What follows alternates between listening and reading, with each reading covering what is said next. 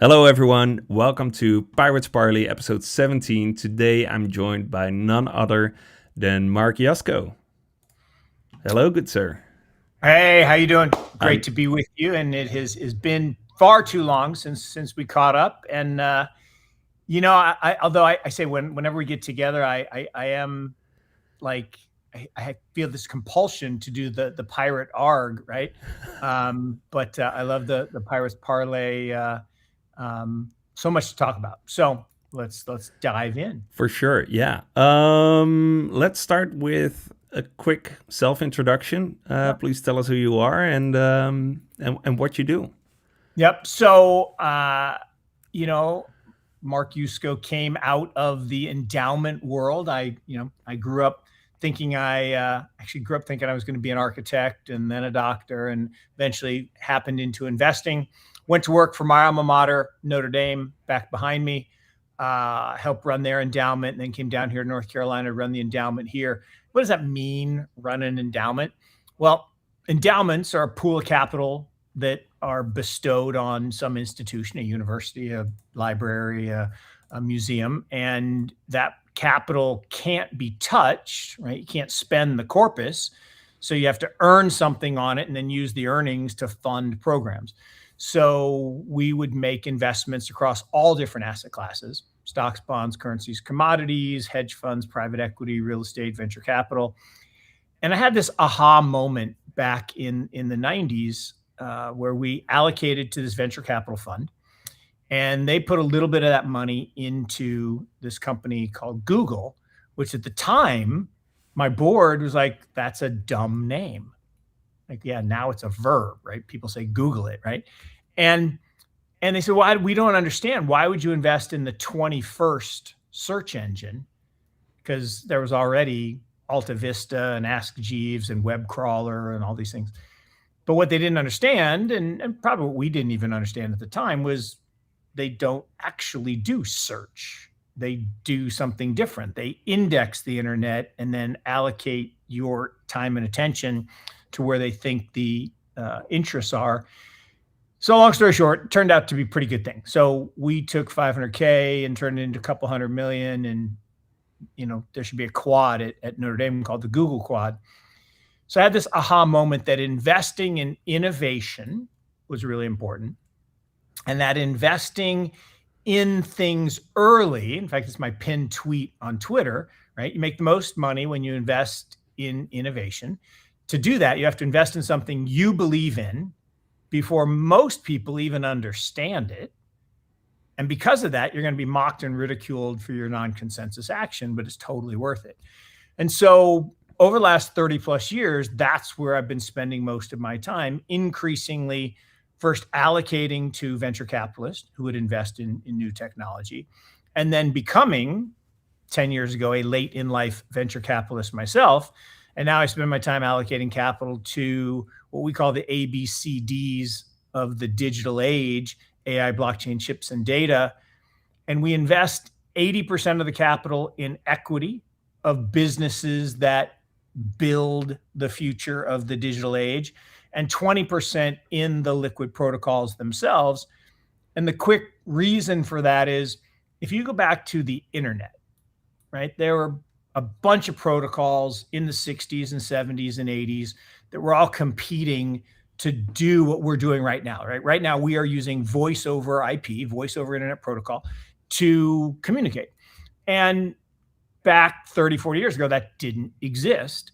And there was this thing called Internet Protocol, and there was this thing called Transfer Control Protocol, TCP/IP. And there's this guy, Vint Cerf, who invented it.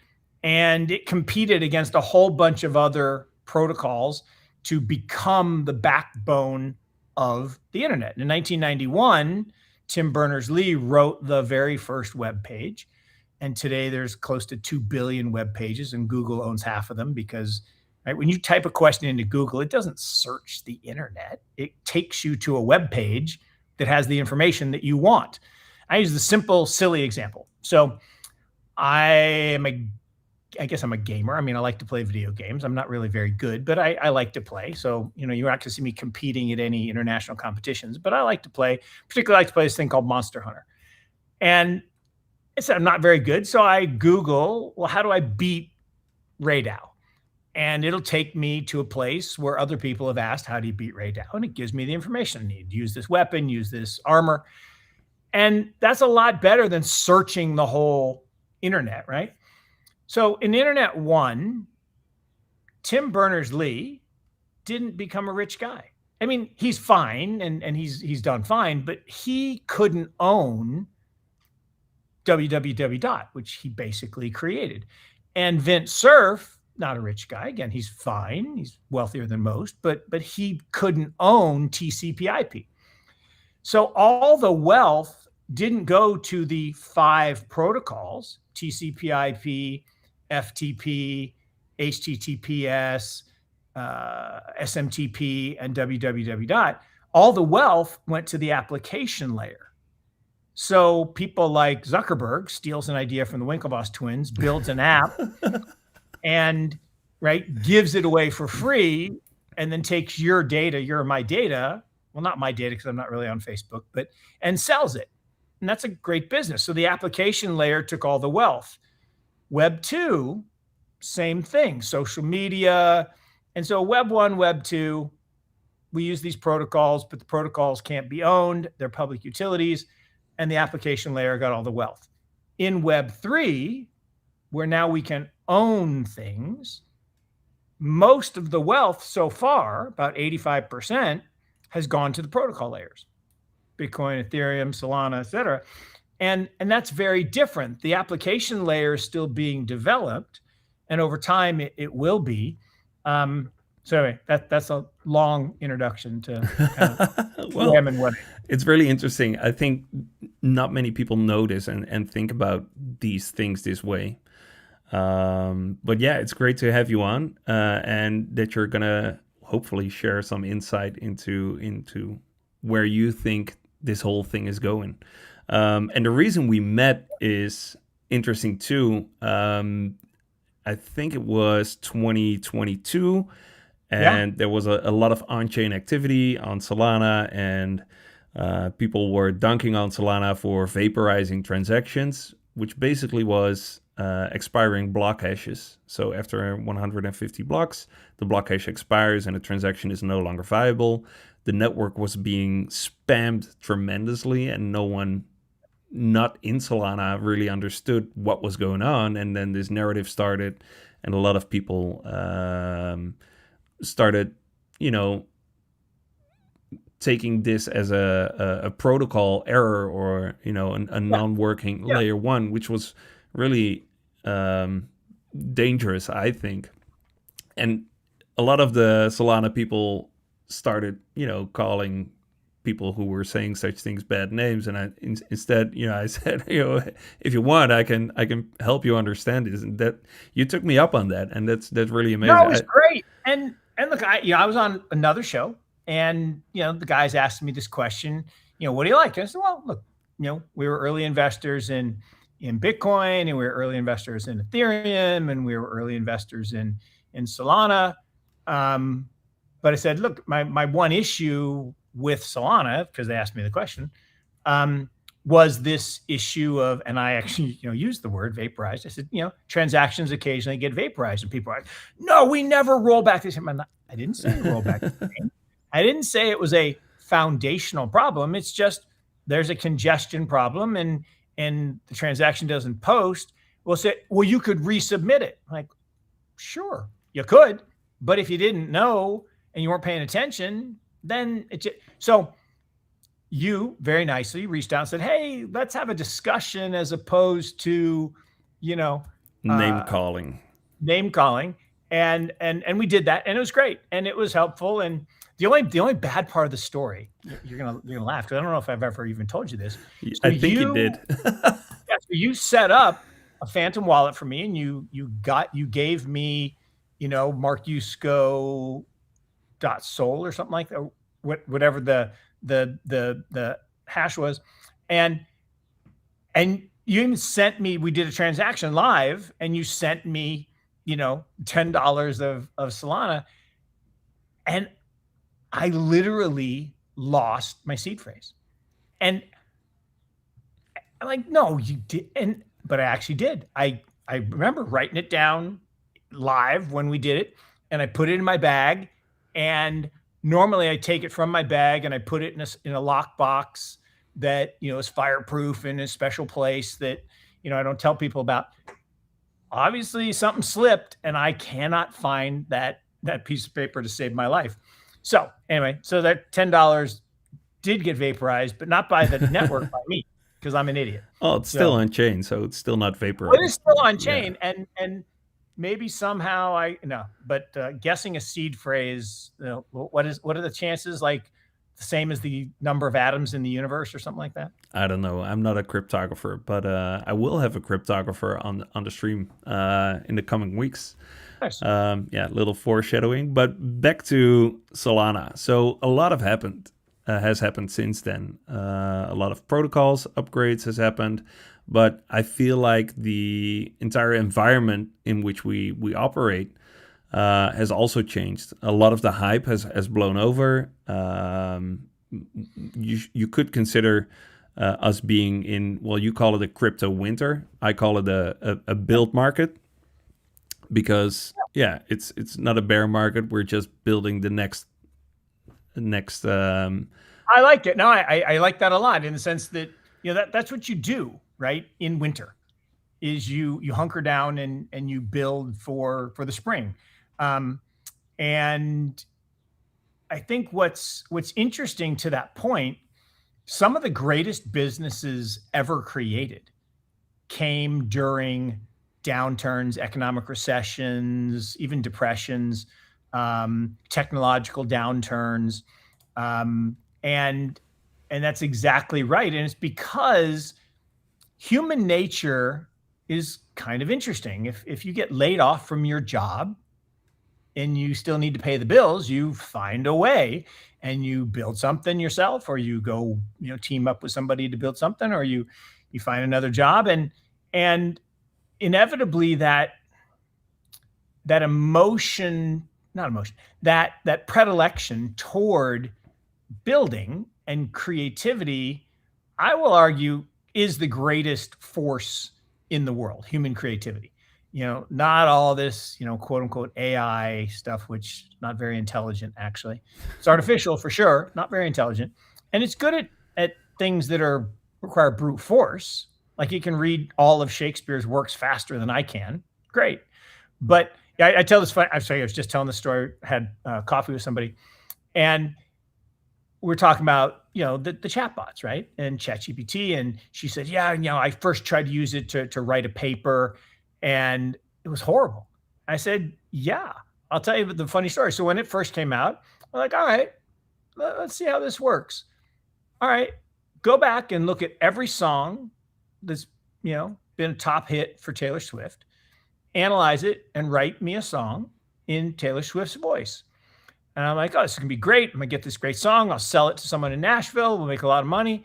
Then the question is, who actually owns it? Does the chatbot own it, or do I own it, or does Taylor Swift own it? Long story short is, it spit out, Steve, the worst song maybe in the history of songs. I mean, it was nonsense. I mean, and now, you say, well, it should have been nonsense, because all an LLM does is predict the next word in a sentence. And if you asked it to create a song, well, that's not really specific. Like if I said, make me a poem in iambic pentameter, okay, it can do iambic pentameter. Now, again, poem, it's like, well, a poem about what? Like, you want a poem about Solana? You want a poem about Notre Dame? You want a poem about wearing a pink shirt? I mean, so you got to be more specific, and garbage in, garbage out. But I struggle with this obsession over these tools, because ultimately that's all they are, right? They're tools. They're not some other, like, they're not alive. They're not creative. They're not sentient. Yeah. Not sentient at all. And I guess there's four determinants of intelligence. Somebody smarter than me figured out what those were. And you can apply those 4 things to anything, a primate, to a human, to a machine, to whatever. And turns out that the chatbots fail all 4. So on every definition of intelligence, they're not. And yet there's still people like, oh no, we're this close to AGI. Like, well, maybe we are, but we're getting a different AI than, the AGI ones are getting. Right. Well, that's the big problem. And that actually is, like, I was ignorant of the fact, and I guess I should have been more aware because people are just bad at their core, maybe. No, I'm just kidding. But certain people are bad at their core. So I was totally unaware that when I type something into the context window, I thought innocently that those words went into the model. And the answer is kinda, maybe. If the model owners say, yeah, those words are fine, but if they're something they don't agree with, they say, well, what you really meant to ask was this. And I was like, no, they don't. And he's like, yeah, they do. And so then the worst part is then the model does its thing. And as it's spitting stuff out, again, I innocently thought, well, that is what's being spit out by the model. Oh, no. There's another layer that says, well, what you really need to know. Like, what do you mean need to know? Who's determining what I need to know? I don't want you, Mr. OpenAI or Mr. Anthropic, to tell me what I need to know or what I can know or what I should know. That's a dystopian nightmare. And I was oblivious to the fact that they had total control over, and it's no different than Google. Like, if you ask Google in the old days for something, you would get a reasonable answer. Now, the first 10 things you get, maybe first 20 things you get, yeah, they're paid for, sponsored, yeah, are paid. And that's not useful to me. I mean, it might be, but I want the actual data and let me determine what's useful. But that's not the way it works. And there's this, anyway, so fun stuff. Well, it depends on what you deem fun. It depends what you deem fun. You're right. It's actually pretty sinister and pretty dystopian, which is why crypto and blockchains and decentralization is so important, right? Because we can have a world in which there's less of that. We're never going to get completely away from it, but we can have less. Yeah, I think Web 2 is like a rigged game of Plinko where there's one entry point where the ball can end up, and there's all these intermediary nils. But yeah, they all steer towards that one endpoint, whether you go left, right, through the center, and it's a black box mostly. That's why. Well, and it's worse because the entity learns on your data and then shifts you where it wants you to go.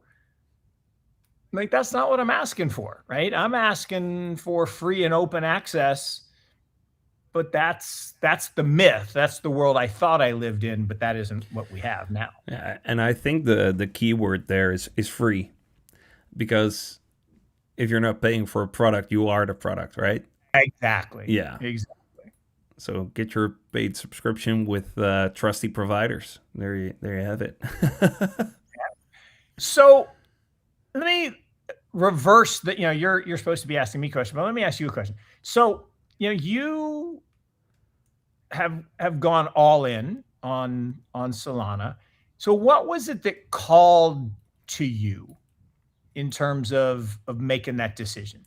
Well, I'm obviously not smart enough to be a developer. So Me either. So what brought me was, I think, an opportunity in a growing ecosystem, and I think that opportunity is still there because we're still growing, and what kept me was the sense of being part of something that can revolutionize the way we consume public data, private data, markets, economics. I've seen Solana on board so many people into, you know, a state where they can interact with others financially that would have not otherwise been possible.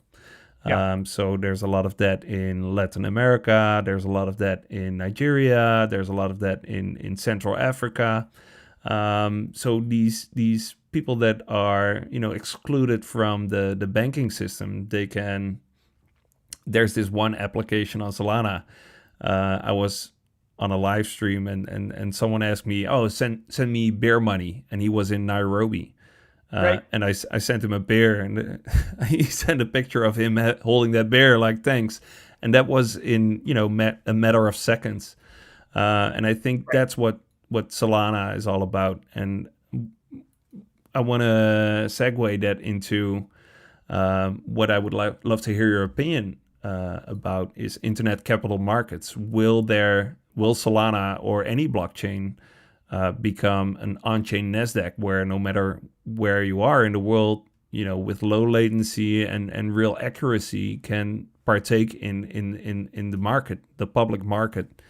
And will this successfully give people who are looking to trade news or want to partake in economics and economic opportunities? Do you believe in that narrative, or do you think Solana and blockchain in general is just still a fad in the way it is now?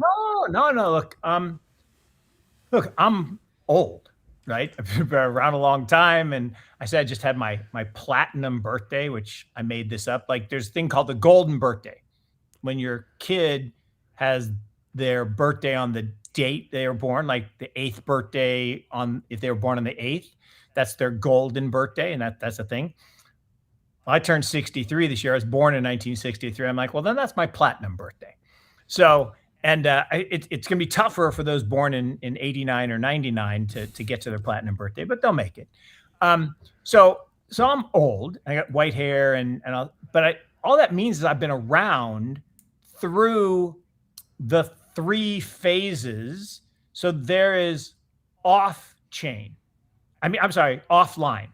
So the world, believe it or not, to most people listening, okay, used to be offline. There was no internet. There were only physical markets.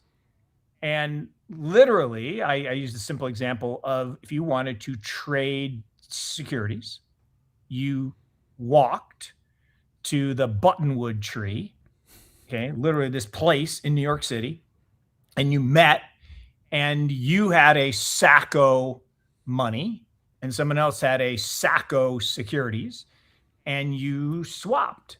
Now, the problem was, so that was analog, like analog physical swapping of, money and a security.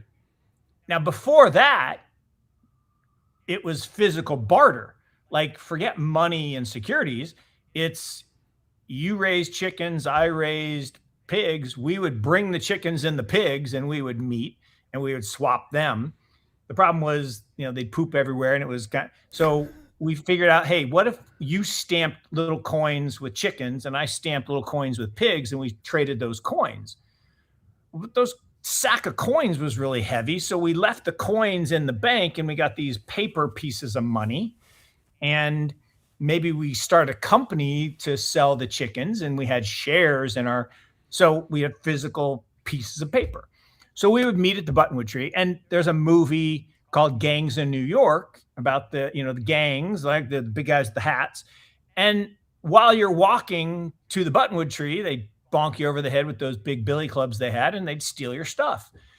So someone said, what if we had a building where you could meet and then you were safe from the gangs? Okay, that's just a little better, but still getting there was a problem. So they're like, well, what if we took the Sacco money and we left that in the bank and we made it into electronic ones and zeros. So now we're going online. So in this thing of electronification and the internet, and what if we took these shares and we put the physical pieces of paper in Dallas, Texas, at a place called DTCC, and we issue alphanumeric QSIPs, and we just trade those on computer screens. That's interesting. Okay, so let's do that. So they did that. So then the world started to shift from offline, analog, to online, electronic. And your money became electronic, and your securities became electronic, and your world became electronic. Your music started to become electronic. But the problem is in the electronic world, you have this fraud problem. I just use music, simple example. So in the old days, if I wanted to share music with you, I had, and this actually happened to me, I had the Foreigner album, the original Foreigner album, and I lent it to my friend up at Notre Dame, Lucky Rodriguez, and he never gave it back. And I'm still pissed about that, right? He has my Foreigner album somewhere in his house, and I no longer had it. Well, when electronic came along, I could make MP3 files of all those songs, and I could rip a copy and send them to Lucky. I was happy. He was happy. Who's not happy? Music industry, not happy. Okay? Napster. What do? Well, if you have a single, CEO, a single location, and a single server, you knock on the door, arrest said CEO, blow up the server, end of Napster. So now I can't rip files and send them to him.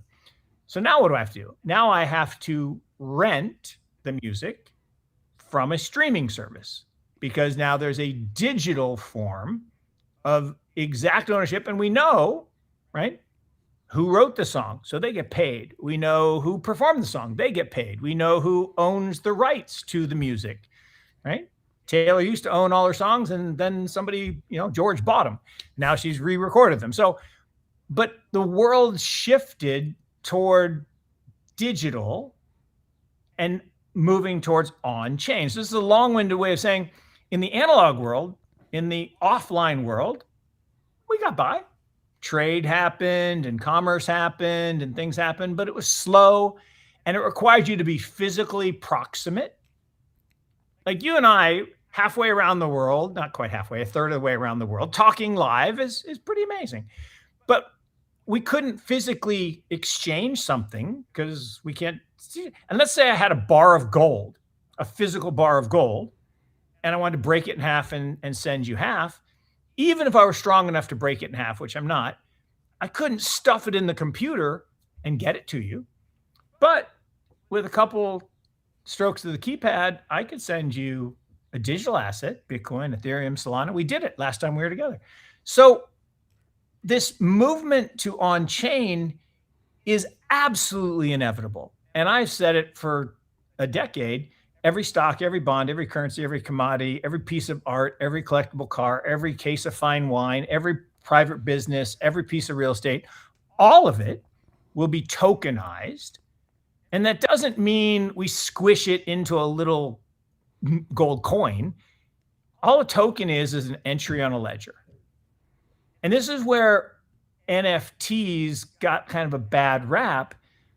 An NFT, a non-fungible token, simply means a unique, like that little orange thing on my table right there, that little orange planter is unique. It's a one of one, right? Made by hand, person made it, I bought it. It's a one of one. So it's a unique, it's non-fungible. If I had a dollar bill in my pocket, it is fungible, meaning it looks like every other dollar bill and they're interchangeable and I can mix and match them and send you an electronic version of it. But that's a one of one. So it's non-fungible.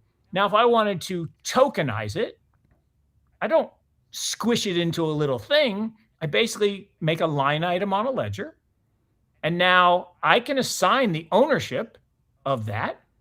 So a non-fungible token, yeah, it could be a monkey JPEG or something else. But what it really is is digital property rights. And property rights is why the world is so awesome. Because pre-property rights, it was pretty tough. It was like the gangs in New York. The person with the bigger stick got all the stuff. And so with property rights and digital property rights, ultimately the world you describe, which is anyone, anywhere, at any time can access any asset, freely tradable, most importantly, without the intermediary. Like in the current system, if you and I want to trade a US stock, we have to trade it at the New York Stock Exchange or ICE. If we want to trade a London listed stock, we have to trade at LSE. If we want to trade a Korean stock, we got to trade at Kospi. Well, but then people figured out, well, we could use this IBKR thing, and that's kind of online, and they have these relationships with all these exchanges. And so you and America, me an American, can trade a Korean stock through this online tool. But what happens if they say, all right, let's call it a day, and we're going to close? 100%. That's the problem. That I am dependent on them providing permission. And look, I'm a huge Eric Voorhees fan, and Eric gave this speech about permissionless systems. And that's what we're talking about. Yeah. Everything in our world, in the online world, in the Web 1 and Web 2 world, is permissioned. And look, it works 99% of the time, maybe probably 99.9% of the time. And it's pretty good. And, the fact that you put your money in the bank and you can send it places most of the time without a hassle. Occasionally they give you a hassle if they don't like what you're doing with it. But most of us don't worry that, well, wait a minute, it's not our money anymore. It's the bank's money. Okay. Or that I have property that I theoretically own, but I have to pay taxes on it. And if I don't pay the taxes, they seize it from me. So do I really own it, or am I renting it? I mean, that's an interesting thought. Yeah. And so there are all these permissions that we tolerate in the sake of convenience. Like, I don't want to keep my money in my house. I just think that's a bad idea, because person with big stick come take my money. So I like that I can put it in the bank, and they're like, but then you give it up. Like, fine. Now in an on-chain world, I can convert that fiat money into a digital asset, and I can own it on-chain. Well, what does that mean? Well, it's on-chain, and as long as I have control of my keys, which with that $10, I don't, but for the rest of it, I can have access to that asset. And now I don't have to ask the bank's permission to transfer. Like I always say, the simplest example is the first time I bought something using a on-chain wallet on a Sunday afternoon in my pajamas was glorious, right? What did you buy? Oh, it was just an NFT. Right. And it was one of those things where, why did you buy an NFT? Well, I was experimenting with the community and the aspect, and it happened to be an on-chain monkey. And, people say, oh, but you lost all this money on it. I'm like, the on-chain monkey that I bought, yeah, it's worth less today. But here's the thing. Being part of that community led to a relationship where I made some other investments that have turned out really, really nicely. And so, did I win? Did I lose? I don't know. It depends on how you judge. What's the most important thing about that thing? Was it the asset or the community? I'm going to argue it was the community. The asset, that remains to be seen. And the other part is NFTs were just really digital art for a while. And then they were kind of a ticket that gets you access to a community, and then but eventually they'll be everything, right? Digital property rights will be everything. Well, we're already seeing that on Solana. We see Baxis with NFT whiskey bottles. We see it with Pokemon cards, which is I call it a bubble. My friends call it me being a soy boy. No, but look, it is and it isn't, because scarcity is absolutely valuable.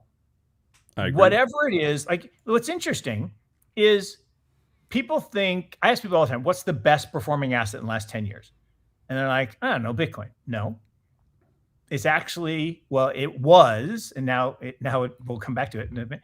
It was collectible Porsches, the cars. Well, why? Well, there's something called, they jokingly call it the dentist rap phenomenon, which is unfair to the dentist. But basically, somebody makes a bunch of money, they buy a Porsche. They don't really know how to drive it because these are very powerful cars. And no one tells them that if you're turning the wheel, do not accelerate, right? Basic rule, there's a string from the bottom of your steering wheel to your accelerator. If you're turning the wheel, you cannot accelerate. Otherwise, you will wrap around telephone pole, end of car. So lots of Porsches get wrecked.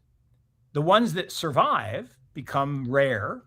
And there are three people, Jay Leno, Jerry Seinfeld, and John Shirley, the number 3 guy at Microsoft, who want to own these rare collectible Porsches. And so the price went crazy. And it was the best performing asset until Pokemon cards. Now, how could these little pieces of cardboard with funky dinosaurs on them be valuable? Because they get opened, right? We all had the experience. We open them, we look at them, get a little oxytocin or, hit, and then we put them in a drawer or put them in a box. And eventually mom throws them away. And the ones that are left become more and more rare. And then some of them got spilled on or they got torn. And so those aren't high quality. So if you have something that's you put in a sleeve and you actually had it in a place that didn't get super hot or super cold and it has a high quality, there just aren't very many. And the best example is the Mickey Mantle baseball card, right? There's really only one left in existence that he signed. One. And a one of anything has value, right? How much is that card worth? The last trade, and this was a while ago, the last trade was like $5.5 million. But I'm sure if it traded today, it would be $55 million. But it hasn't traded. And the Pokemon card that Logan Paul sold. Now I don't know if that was an actual sale or whether it was just a fake sale with Scaramucci's son. I don't know. Maybe it was a real sale. But supposedly that sold for $14.5 million. And people say that's ridiculous. Well, is it or is it not? Any one of one. It just comes down to who wants it. It's like the Constitution, right? They did the Constitution DAO to buy the Constitution. And the price got up to like $55 million. And Ken Griffin, hedge fund guy at the last minute said, nope, that's mine. And he paid more than the other guy because he's made a lot of money in hedge funds. And so any scarce asset has value. And the digitization of the property rights, I will argue, just makes that process easier to know the provenance and actually what is real and what, because you can fake a Pokemon card, right? You could fake Magic. Like, I don't know if you saw this, but there was a Magic the Gathering collab with Lord of the Rings. Yeah, I know about that one. Yeah, I'm a Magic the Gathering guy myself. So yeah, the one ring. Card, right? Yeah. Only one. And the guy happened to video opening it. Like, how? I mean, really? But and it's like his hand's shaking, right? Because he opened a cardboard card that was suddenly worth $2.5 million. And it's worth more than that today mostly because the fiat isn't as valuable. That's the key, right? The more fiat you create, the less valuable. And back to Ken Griffin, he said this the other day. He said the number one indicator of how bad the world is how much it costs to buy a Coke at McDonald's. Again, when I was growing up, a Coke was, 15 cents, 20 cents. Now it's $2.50. And it's not because the Coke got bigger. It's not because the Coke got better. Yeah, it's actually less inflation. good because there's now high fructose corn syrup instead of real sugar. But it's that the money got worse. And ultimately, that is one of the biggest reasons why all of us are drawn to digital assets, particularly Bitcoin, less so Solana, Ethereum. And again, they have a different function. Like I love listening to people argue, Ethereum is money. Like, no, Bitcoin is money. It's digital gold. It has scarcity. Ethereum doesn't. Ethereum's good at other things. I mean, smart contracts are very valuable. And then you get into the debate between Ethereum and Solana. And, I think you and I talked about the last time we talked is if Ethereum was invented second instead of first, would anybody use it? Given that Solana is faster and cheaper. I don't know. It's an interesting question. And probably not. And the answer is probably not, because as long as they're equally good, and therein lies the question: are things equally good? Well, it depends on how you measure it and what value towards. Right. I use example with sure. So every Wednesday I wear pink for brain tumor awareness, but I only wear polo shirts. And you're like, well, you're a snob. I'm like, no, I'll tell you why. So when I first got married, we were super not wealthy, and our gift to each other was we bought each other a polo shirt, like a real polo shirt. And we had those shirts for 20 years. Like we're about to celebrate our 40th anniversary, but we had those shirts for 20 years, and they looked as if we bought them the day before. I have a polo shirt at home, a button down. I've had it since my 50th birthday, just turned 63. I took it out the other day. I'm like, how does it look brand new? I don't understand. So it's super high quality. And when I didn't have very much money, I said, I'll just buy Target polo shirts because it's the same. It just doesn't have the polo pony. 2 washes, it would start disintegrating. Yeah. And so there are objective measures of quality in the world. And whatever Ralph Lauren does with their shirts, I mean, they wear like iron, and it's amazing.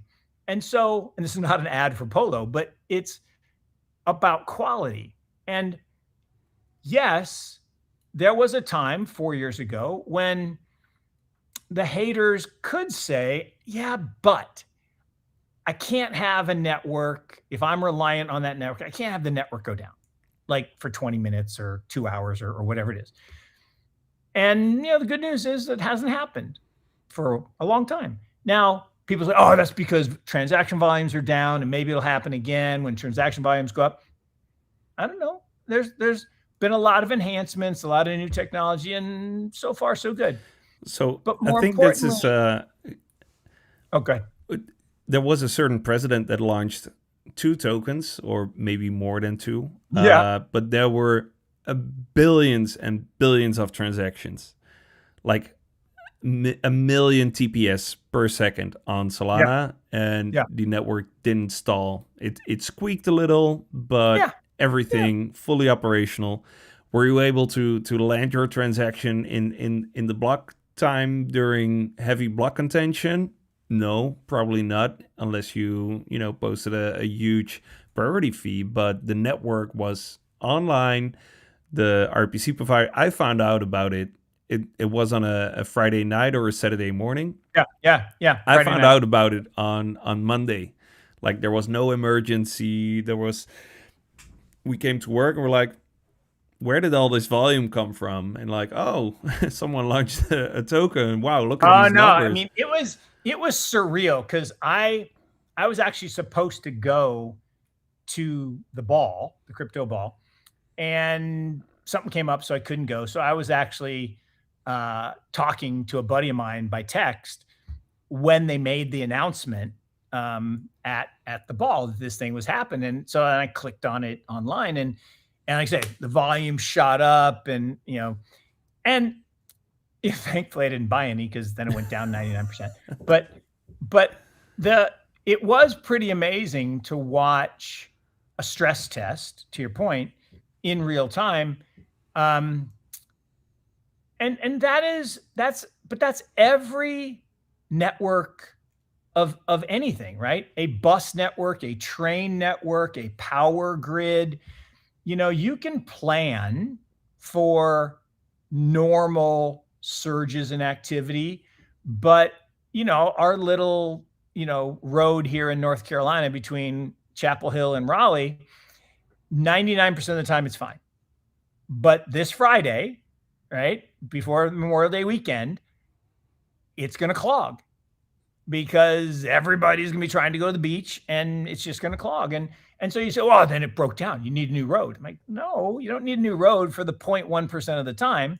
You need, to just adjust when you're going to leave, and don't leave when everyone else does. So same thing with power grid, right? The power grid in Texas went down when they had a big ice storm, but they don't have ice storms very often.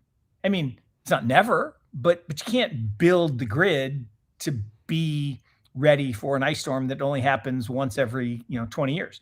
So all of these, every network has vulnerabilities. I mean, there's no perfect network that I'm aware of. So yeah, I agree.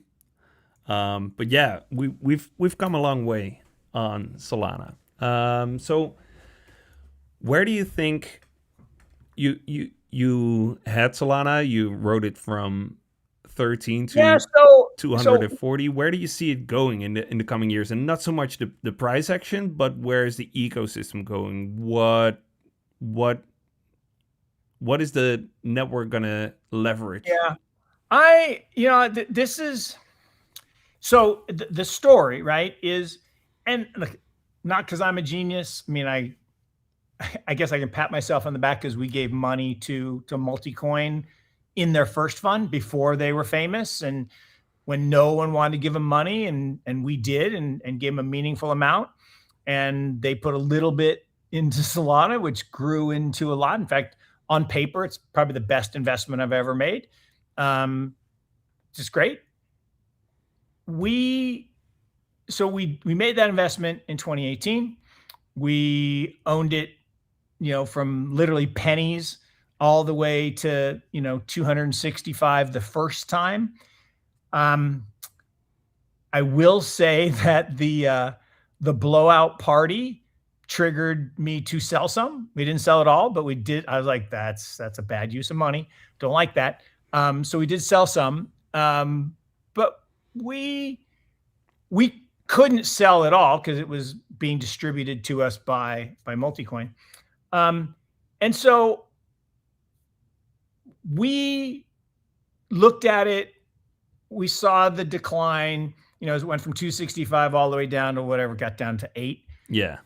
And we looked at that and said, well, there was definitely a pump and dump with SAM and FTX, full stop. There was, and people can debate it, but there was.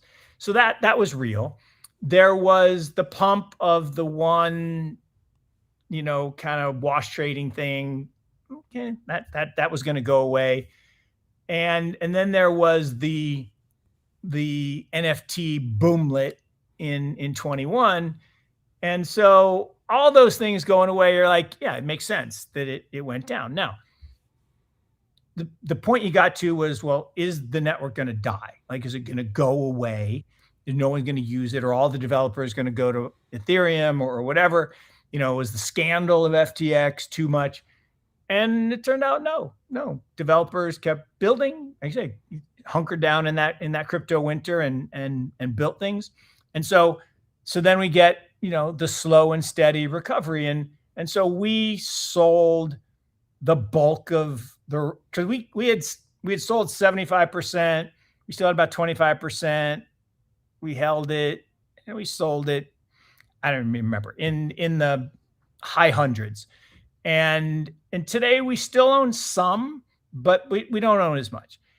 So that in terms of price, and I don't do short-term price predictions, but if I look at the issue I have with the price of Solana, of Ethereum, of any of these tokens, where there's not a direct correlation to gas fees and network fees, I struggle. Now, Solana, interestingly, is a little better than Ethereum because there is a burn element that can accrue value to the people who are demanding the Solana to be part of transactions.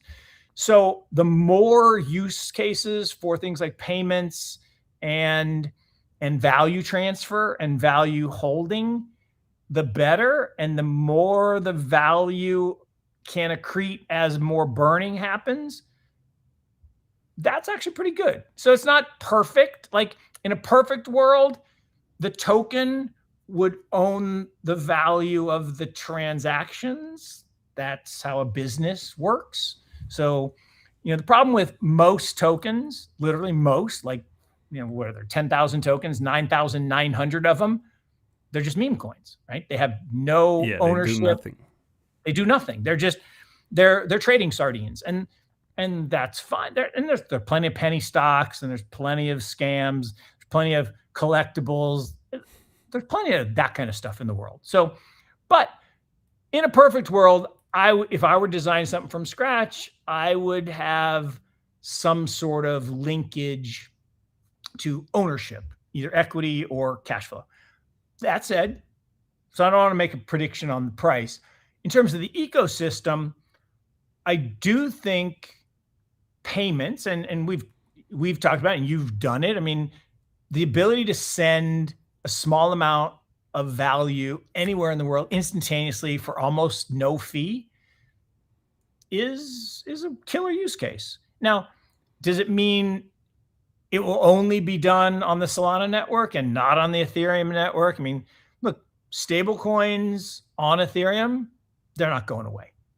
They're just not, right? And does that mean that no one else can do stable coins? No. But, the fact that Tether tends to be there, it is what it is. And that's a first mover thing. It's it's like Visa and MasterCard. Like, why do we need two? And then you got American Express, and then you got Discover. Like, why do we need four? Couldn't we do it with one? Well, you could, but people like choice. And like, do we really need multiple phone providers? Yes, because we need some competition, because they're all bad. Like, I have two phones. I have a work phone, Verizon. I have a home phone, AT&T, and I can be driving in Chapel Hill, and they both lose signal. So it's not like I can trade one for the other. They're both equally bad, but I can complain about one and switch to the other one if I want to. But I do think increasingly there's going to be tokenization of real world assets. Full stop. Until ultimately all assets, every stock, every bond, every currency, every commodity, everything will be on chain. So that's going to happen. Now, which chain?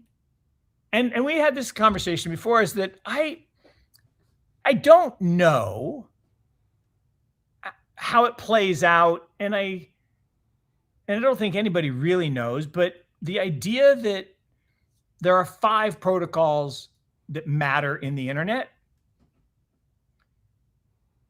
Okay, well, what if we had 5 protocols that matter in Web3? What if we had something like TCP/IP, the base layer? What if we had something like FTP to move files? What if we had an email like SMTP and a website like HTTPS? Okay, I mean, could Bitcoin be a base layer? Yeah. Could Filecoin be No, not really. Could something be FTP? Maybe Walrus by Miston Labs. No, yeah, there you go. Yeah. I mean, could we have something, for file? Yeah. There's plenty of room to grow the pie. Like, you don't have to own the whole pie, in my opinion. No, and so, but what breaks down on the 5 is, well, there's really not the equivalent of email. I mean, there are some things that kind of and there's really not the equivalent of the web, www. So, okay, well then, is the world then going to be a bunch of L1s that exist in parallel? So we're going to have Ethereum and Solana and Bitcoin and whatever. But then you need the bridges. And here's the problem. The bridges, the technical term, they suck. That's where all the exploits happen. It's where all the break. So then Chainlink comes along and says, no, we fixed it. We're good. And so Chainlink's going to go to the moon, and we're going to be the thing that connects all the L1s. I don't see that yet. So then do you say, well, then what we should really have is the Lord of the Rings, one chain to rule all chains, Sauron, right? It's Bitcoin, an L2 that's Bitcoin, an L3 that's Bitcoin, and L4. Like, well, okay, but no one's really building that. And we don't really have smart chain functionality on Bitcoin, kind of. And so, and smart contract functionality. And smart contracts are actually a pretty interesting and important use case. And so I'll tell you. So I met with this group the other day, and they claim they have the solution for the many chains that are not interconnected. And the analogy they use is, so you have all these cities, beautiful cities, Shanghai, London, Mumbai, Bitcoin, Ethereum, Solana, et cetera. But we don't have any highways between them. So you're isolated in your city. Said we, and it's called Frame, so we are going to be the superhighway. Like, oh, well, tell me how it works. Well, you can just swap your Solana for Ethereum. Like, okay, tell me how it works. I mean, how you can do that. Like, now you got to wrap it, and you got to do this, and you got to go to a DEX, and you got, oh, no, we're not a DEX. We're not an I'm like, okay, well, then tell me how you do it. Tell me how you're not a bridge. Tell me how you're not going to be exploited. And maybe I'm just stupid, but they couldn't tell me, or I couldn't understand. So maybe that is going to be it, but we don't know yet. And so what's happening is each ecosystem continues to build on their own ecosystem. It's still pretty tribal, right? The people in Ethereum hate Solana, people in Solana hate Ethereum, people in Bitcoin hate Ethereum, people in Ethereum hate Bitcoin. So I don't necessarily agree with that statement, to be honest. Okay. I don't think Solana people hate Ethereum people. Okay. And that's fair. I don't think many of the Ethereum people hate Solana people. I think there's a lot of back and forth between keyboard warriors, but once the builders get together and the people that build the protocols, there's a lot of friendship there, and there's a lot of settling differences, a lot of conversation. And if you're building on Ethereum and watching this, come hang out with me and have a conversation about what you're looking for in an ecosystem, and see if we can bring that to you and show you how to, move your or build a copy or a version of your protocol on Solana. And we're definitely going to help with that. And the more the merry. I mean, the Solana culture really is very welcoming, to be honest. I would agree with that 100%. And I love that perspective. And I think it backs up with data, right? One of the things I talk about, and I can't be on a show like this without pissing somebody off. So now I'll piss off, the XRP and the Cardano people in that, I've been doing this a long time, right? 10 years, which in crypto is a long time. And I've reviewed thousands, plural, of pitches that builders are trying to build something that would like us to back them. And I have yet to, and I've had tons of people building on Bitcoin, even more people building on Ethereum, a good number of people building on Solana. Not one person, not one team ever building on XRP, and not one team building on Cardano. All right. So if you're watching this, that's just mathematically unlikely. Now, maybe it's because they're like, well, screw that guy. We're not going to go talk to him because he doesn't. It's not that I don't believe. It's just, show me the development. Show me something that you're doing that's real, other than a meme coin. And So what I do appreciate and admire about the Solana community in particular is the developer number just keeps rising. The use cases just keep slowly progressing. The builders are just building, and to your point, it's not a lot of grandstand. Yeah, there are keyboard. I love it. There are keyboard warriors in every ecosystem. And look, I get it. Being a maxi gets more clicks. Being negative gets more clicks. I get it. But it's so tiresome. But what I really don't understand is there's all this stuff out there. Like I said, thousands and thousands of tokens, and yet there aren't thousands and thousands of different developers developing.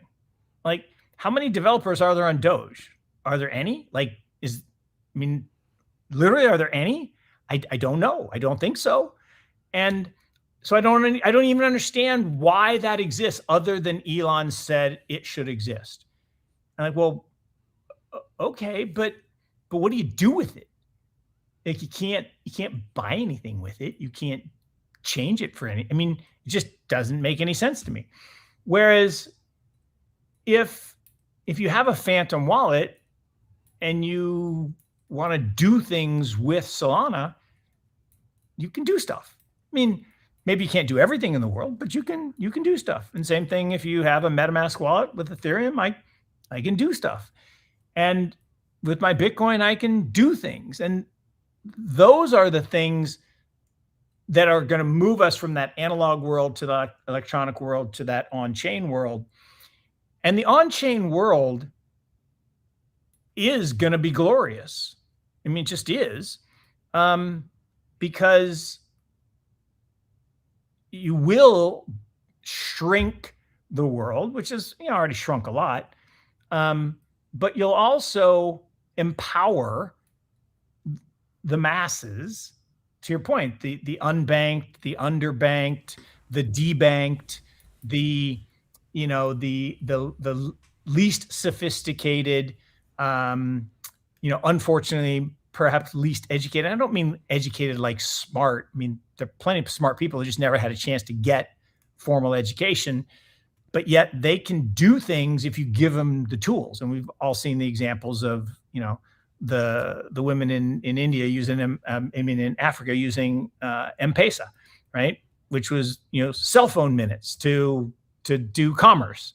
Like, that's really incredible. It's brilliant. So, it's absolutely crazy because, again, that's scarce, something of value in a form that you can swap. And, it reminds me, and again, this is a little sinister overtone to it sometimes, but, one of the reasons that this whole ecosystem that we all now live in exists is because, arguably, of this thing, World of Warcraft, right? How so? Back in World of Warcraft, there was this thing called mana, and you could buy stuff with it.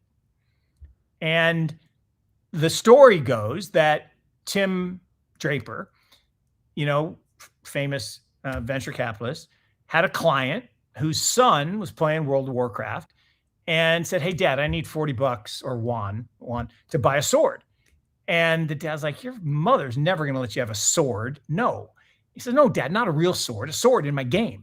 He says, "No, I am not giving you real money to buy a fake thing." And Tim, light bulb went off, and he's like, "Okay, real money convert to electronic digital money." And so then Bitcoin happened, and they had seized all the Silk Road Bitcoin, and FBI was auctioning it. And I think the price back then was like $600. Everyone was trying to steal it, bidding 300, and he bid 601 and got it all, which is now worth many billions. And at the same time, Brock Pierce was working at World of Warcraft, right?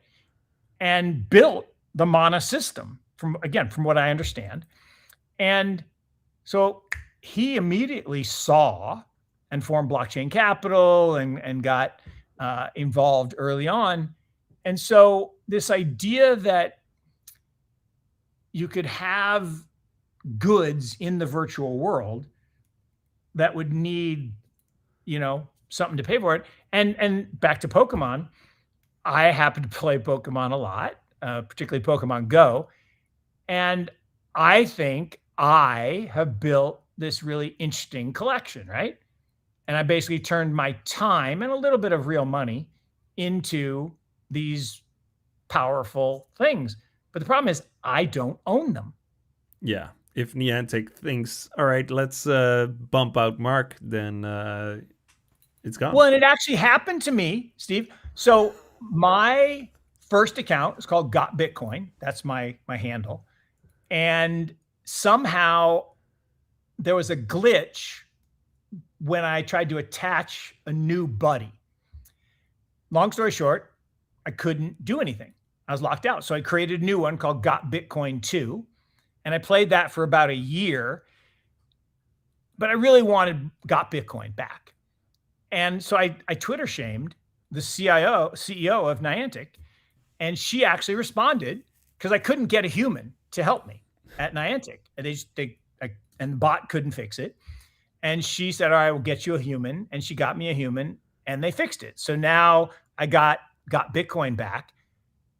And of course, Got Bitcoin 2 was so big I had to keep. So now I play both. But the funny thing is that Niantic could turn me off anytime they want. And more importantly, if I got bored and I wanted to transfer it to my son or somebody, I can't do that. No, I can't sell it. I can't monetize it. And what if I didn't want to spend all the time to grind to get to level 80? Why couldn't I just buy that in the virtual using Solana or whatever? Yeah, I think it's the same with CSGO. Like the weapon skins, they're super rare. They're really, really valuable. And the terms of service state that you can't sell them, but there's these marketplaces for them. Yeah. It's what attracts many players. So they'll allow it up to a point or not enforce their own rules up to a point where they're like, all right, we no longer like you. We're going to target you and, get wrecked. Which is, in my opinion, really... What's the difference between a permissioned world and a permissionless world? And look, I'm not against people benefiting and monetizing their intellectual property, right? I mean, the guys that built Fortnite are amazing, right? They're right down the street here in North Carolina. And yeah, they deserve to be super wealthy. But at the end of the day, why shouldn't the player be able to own their reputation and their experience? And so now the argument is, well, because the games that get built that allow that aren't good games. And that's true. Like, I've tried a bunch of them. And what's really interesting, right? Everybody says, well, I'm just going to be the Pokemon of this, or I'm going to be the Fortnite of that. And how hard is it to make a shooter game? Well, it turns out it's pretty hard because there are lots of shooter games. And I'm not a shooter game, but my son is, and he's tried them all. And Fortnite is just amazing comparatively. Yeah. And there are some other ones, but it's no one's come close to a Pokemon replacement. Sorry, they just haven't. Can I put one image into your head and then immediately, given that I've already taken up more of your time than we agreed on, ask you one final question and then wrap it up. Yep. The image I would like to put in your head regarding this topic is, what if under the hood GTA 6 would secretly run ownership of in-game assets on a blockchain, and your gamer ID and ownership of your gamer ID and the various ways of logging into that and keeping that safe would under the hood have a public key for a blockchain. So your car is an NFT, your in-game house is an NFT, and you can buy digital property. And then my last question for you is, for any teams building on Solana or any blockchain, what advice would you give them when they are raising money? And what are the do's and don'ts? So, I mean, I love the image of a blockchain based ownership system, and I hope it's coming to many things. Look, people like myself and the team at Morgan Creek Digital, our job is to give capital to builders, right? That's what we do, and it's the coolest job in the world, right? I mean, I joke I get paid to talk to the smartest people in the world all day, every day, and it's just awesome. So, I think be relentless in your pursuit of lots of allocators, right? There are lots of venture capitalists and lots of growth equity people and lots of development groups within tech companies, and don't take no for an answer, and but also be respectful of what we're trying to do, right? We're trying to allocate a scarce resource. We don't have all the money in the world. We have a certain amount of money, and we unfortunately have to say no most of the time. So make it easy to say yes. Don't send half thought out presentations, right? Don't send just an idea. I mean, have some fleshing out and have things that look professional, act professionally and speak professionally and engage professionally. And those are all pretty simple things, but are getting a lost art. It is a lost art. I mean, look, I'm not saying you have to put on a suit and tie but there is a decorum and a professionalism in being respectful of what the other person does for a living, right? So that's part of it, but also be able to articulate clearly your vision and your process, because you've spent a lot of time with it. So it's clear to you, but it's not clear to the person hearing it for the first time. So one, simple, avoid jargon. We all do it. And it's whether in healthcare or tech or industry, everyone has a jargon. And the more jargon you use, you think it makes you sound smart. To the person who doesn't know the jargon, it's off-putting and confusing, because you say, and I do it all the time just by accident, DTCC. Not everybody knows what Depository Trust Corporation is, so I probably shouldn't say DTCC. I should talk about what that actually is. And so making sure that you, one, keep it simple and engage with all the information, not just the summary information that because you're comfortable with all the details. Most people aren't. And then I would also say, again, you're going to get no a lot, but you don't have to take no for an answer. I said there are 4 types of answers. The fast yes. Okay, that's awesome. It's great. There's the fast no. That's actually useful too. It's probably the second best, because then you can just move on, or you can try to counter the objections. But it's better because it's fast. The slow yes, that's fine. The worst is the slow no, right? That could waste everybody's time. And so make sure you provide as much information as you can to get to one of the 2 fasts, fast yes or fast no. The slow yes is fine, but that's going to require, engagement and education and just relentlessness. So that's it. And